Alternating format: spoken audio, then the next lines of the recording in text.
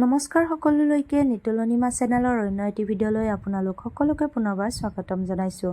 আজিৰ ৰেচিপিটো হৈছে সজিনা পাতৰ পিঠা বা মালপোৱা।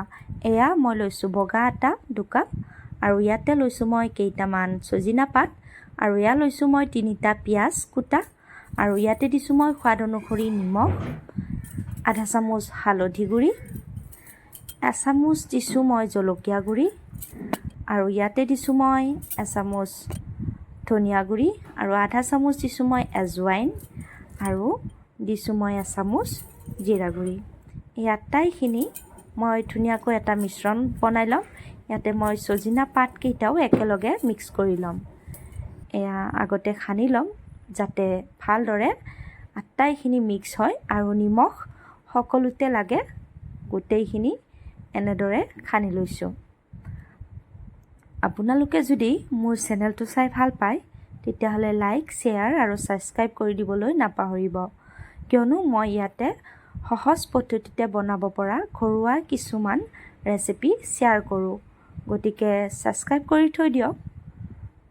এয়া মই অলপ পানীৰে এই আটাইখিনি এটা ধুনীয়া প্ৰথমতে মিশ্ৰণ বনাই ল'ম।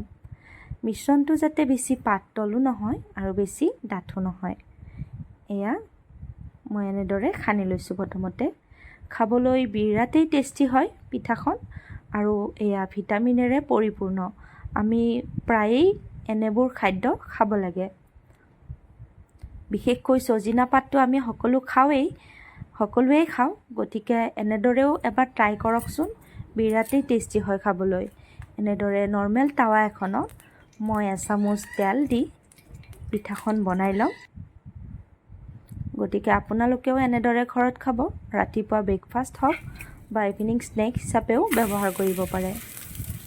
গতিকে আজিৰ ৰেচিপিটো ইমানতেই সামৰণি মাৰিলোঁ। পিছলৈ আন এটা ৰেচিপি ভিডিঅ'ৰে লগ পোৱাৰ আশাৰে ধন্যবাদ। লাইক, শ্বেয়াৰ এণ্ড ছাবস্ক্ৰাইব কৰিবলৈ নাপাহৰিব।